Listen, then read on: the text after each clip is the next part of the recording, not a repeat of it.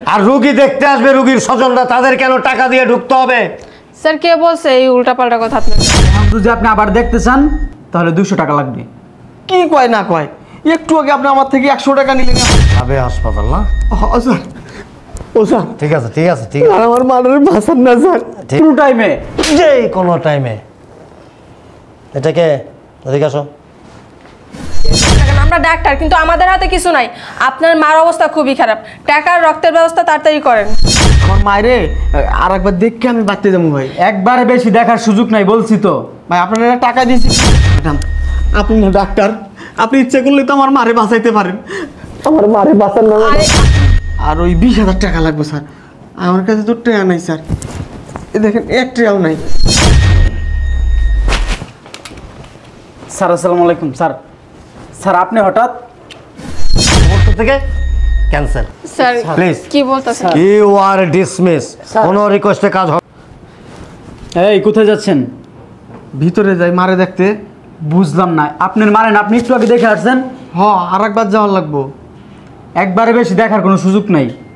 কে ভাই? আর ভিতরে পুরুষ মানুষ এলাও না, যান। আরে আমার তো মহিলা মানুষ নাই, আমি মহিলা পামু কই? আমার মায়েরে আর একবার দেখে আমি বাঁচতে যাবো ভাই। একবারে বেশি দেখার সুযোগ নাই বলছি তো। ভাই আপনারা টাকা দিয়েছি কিছুক্ষণ আগে মারে দেখার লেগে, তাহলে যাইতে দেন না কে? এখন যদি আপনি আবার দেখতে চান তাহলে 200 টাকা লাগবে। কি কয় না কয়, একটু আগে আপনি আমার থেকে 100 টাকা নিলেন, এখন আবার 200। এটি কি বাজার নাকি ভাই? যান তো ভাই, যান এখান থেকে, যান। মেয়ে ঝামেলা করতে আসছেন, যান। ভাই এমন করেন কে ভাই? মারে শুধু একবার দেখে আমি বাড়ি যাবো। এই মেয়ে যান তো এখান থেকে, যান। বলছি না টাকা লাগবে। ও ভাই টাকা নাই তো ভাই, আমরা যাইতে টাকা না থাকলে ভিতরে যাওয়ার কোনো সুযোগ নাই, ঠিক আছে? ভাই এই দেখেন, আপনি যদি দেখতে চান তাহলে টাকা দিন। ভাই টাকা নাই পেলাম তো। ভাই আপনি দুটো পায়ে ধরি ভাই। এই মেয়ে, আপনার সমস্যা আছে?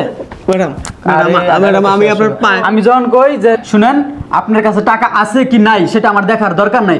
আপনি যদি আপনার মারে দেখতে চান তাহলে 200 টাকা লাগবে। 200 টাকা দিতে পারলে আপনি দেখতে পারবেন, নাইলে বেরোন। ও ভাই আপনার দুটো পায়ে ধরি ভাই, আমার মায়ের একবার দেখতে দেন ভাই, আমি একবার দেখে যাবো ভাই। আচ্ছা শুনেন, 200 টাকা লাগবে না, আপনি 100 টাকা দেন। আমার কাছে 1 টাকাও নাই ভাই, কই থেকে দিব টাকা ভাই? বুঝলাম না, আইসিইউর সামনে কেন এত চিল্লাচিল্লি হইতাছে? ম্যাডাম ম্যাডাম আপনার দুটো পা, আরে কি করতেছেন? ছাড়েন। আমার মারে একটু দেখতে দেন না ম্যাডাম। ও ম্যাডাম একটু একটু কন্যা বাইরে আমার যাইতে দিতেছে না। আচ্ছা আপনি উঠেন। ম্যাডাম ওই জায়গায় আমার মা আছে, আমি আমার মারে একবার দেখে বাড়ি যাবো, যাইতে যাইতে দিতে কন্যা ম্যাডাম।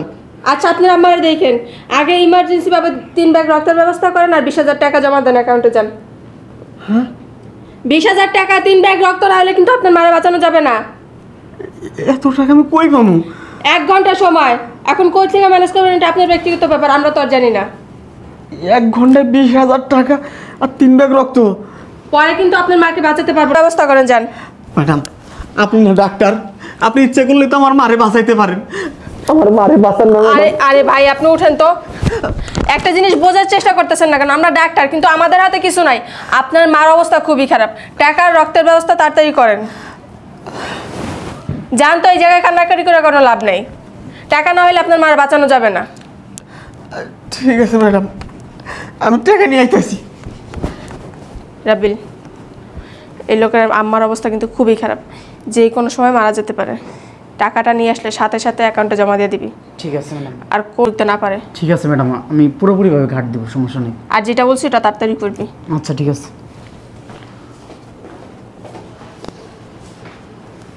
স্যার আমি আমার বাবাকে একটু দেখতে চাই। 200 টাকা আছে? হ্যাঁ আছে। দেন, সময় মাত্র 5 মিনিট, ঠিক আছে? স্যার আর 5 মিনিট বাড়ায় দেওয়া। 5 মিনিটের বেশি এখানে দেওয়া যাবে না, আমাদেরও একটা সমস্যা আছে, ঠিক আছে? যান যান যান, 5 মিনিটের মধ্যে চলে আসবেন। 200 টাকা। এই আপনার কি হয়েছে? আরে তাড়াতাড়ি আসেন, বেরোন। স্যার 5 মিনিট তো হয় না, 1 মিনিট হয়েছে মাত্র। আপনি কি গড়ি আছে আপনার কাছে?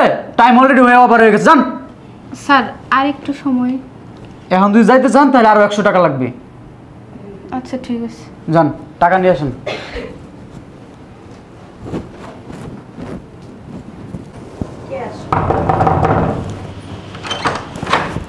হ্যাঁ, কে আপনি?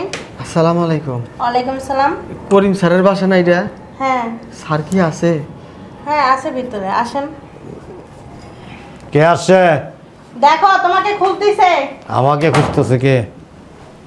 আসসালামু আলাইকুম স্যার। ওয়ালাইকুম আসসালাম। কে আপনি, কাকে চান?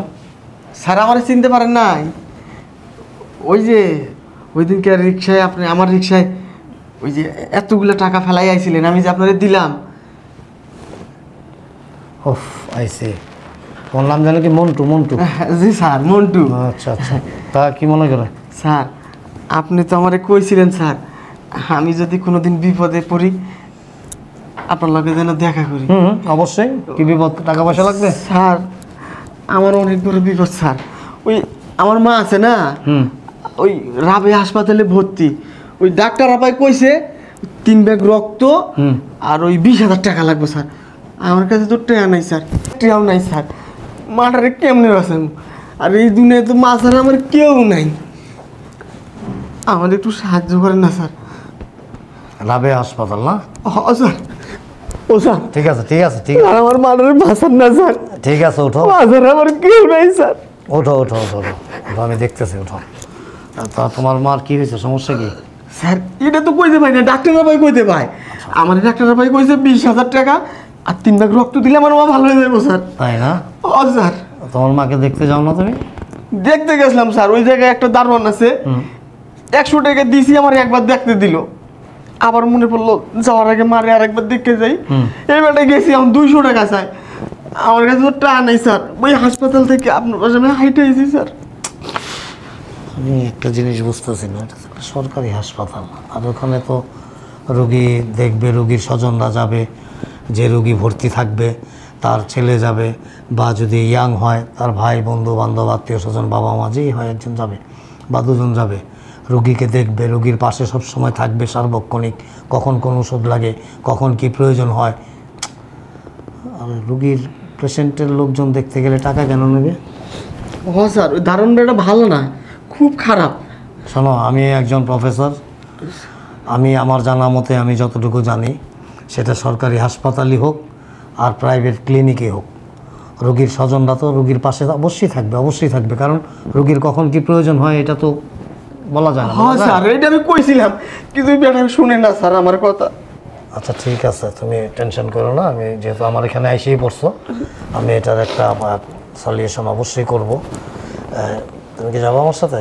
হ্যাঁ যাবো। আমরা এখন অবশ্যই বের হইতাম, এক জায়গায় যাওয়ার কথা ছিল, স্যার, প্রয়োজনে আমি পরে যাবো। আর একটা কথা কম স্যার। হ্যাঁ বলো। আমি না ওই 3 দিন থেকে কিচ্ছু খাই না স্যার, আমার একটু পানি দেন যাবো ম্যাডাম, একটু। শোনো, পানি আমরা খেতাম। আমরা আছে না, আমরা ওই প্রতিদিনই বের হয়ে আমাদের এখানে ওই যে মোচরে দেখছো একটা ফাস্টফুডের দোকান আছে, আমার আবার ওই দোকানের খাবারটা খুব পছন্দের। চলো আমরা সবাই একসাথে খাবো এখানে, খেয়ে তারপর আমরা বের হবো। আচ্ছা স্যার। আসো।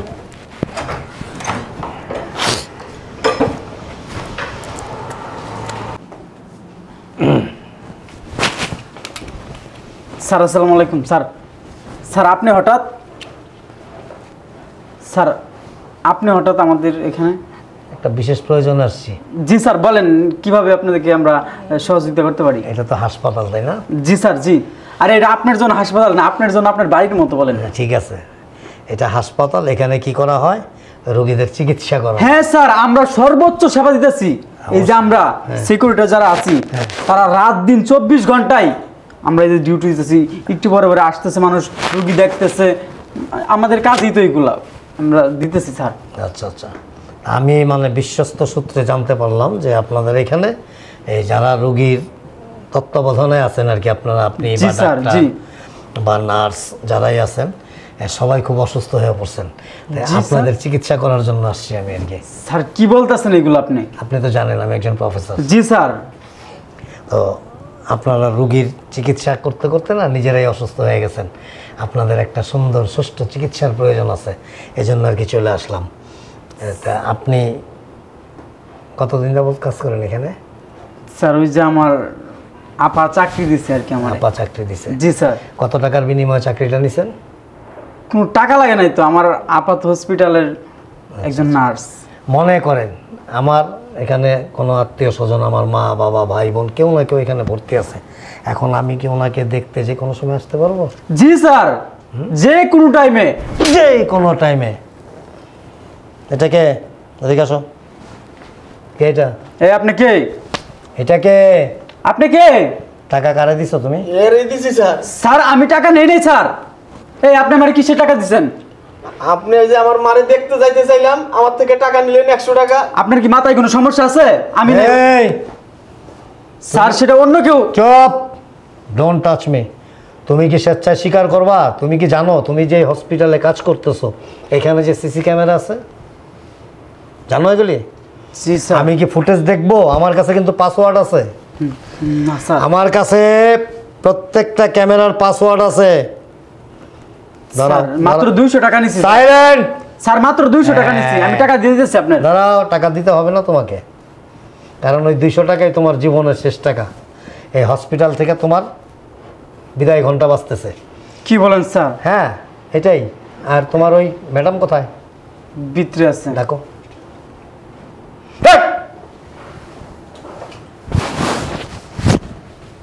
ম্যাডাম।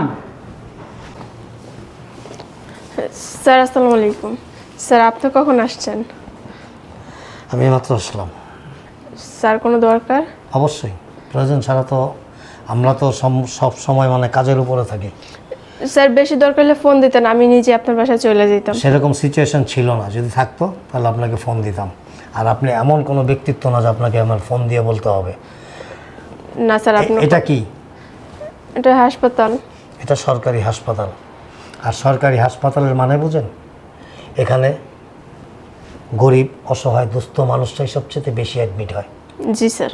কারণ পয়সাওয়ালা লোকদের জন্য বড় বড় ক্লিনিক পড়ে রয়েছে। তো এখানে যারা আসে এরা কিন্তু অনেক অসহায়। হ্যাঁ স্যার ওটা তো আমরা জানি। কারো মা, কারো বাবা, কারো ভাই, কারো বোন, কারো ভাবি, কারো কাকি, কারো মামি, কারো সন্তান যখন অসুস্থ হয়ে পড়ে, অর্থ অভাবে তারা চিকিৎসা চালাইতে পারে না, তখন সরকারি হাসপাতালে নিয়ে আসে। কেন নিয়ে আসে? ভালো চিকিৎসা পাবে, ভালো সেবা পাবে, এই চিন্তা ভাবনা করে তারা সরকারি হাসপাতালে না অ্যাডমিট করে। স্যার আমরা তো রোগীর খুব যত্ন নিতেছি। হ্যাঁ, আপনারা এতটাই যত্ন নেন, এতটাই যত্ন নেন যে মানে একটা সুস্থ রোগীও যদি আপনাদের এখানে আসে সে অসুস্থ হয় আর নতুবা মৃত্যুর কোলে ঢলে পড়ে। আর পাশাপাশি কি করেন আপনারা জানেন? সেই অসুস্থ রোগীর যে স্বজনরা থাকে তাদেরকে অসুস্থ বানায় ফেলেন। স্যার আপনি কি বলতেছেন এইসব? আমরা কেন?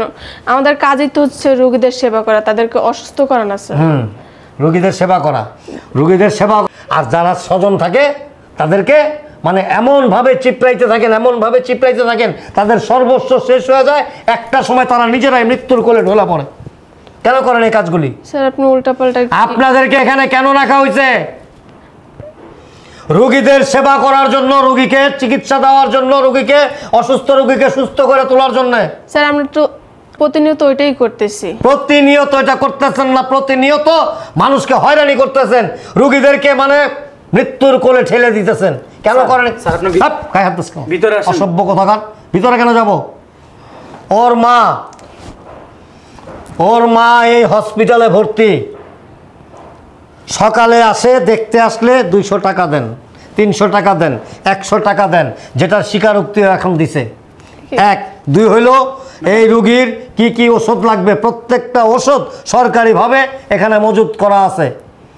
এই ওষুধগুলো কেন বাইরের থেকে কিনতে হবে? 1, 2 হইল আপনার মায়ের জন্য এই ওষুধটা লাগবে, টাকা দেন, আমরা বাইরের থেকে নিয়ে আসতেছি। টাকাটা কেন নেবেন আপনি? স্যার সব ওষুধ তো আর হসপিটালে পাওয়া যায় না। সব ওষুধ পাওয়া যায় না, 2-1টা হয়তো বাইরে পাওয়া যেতে পারে। আর সেই ওষুধ সে কিনে আনবে।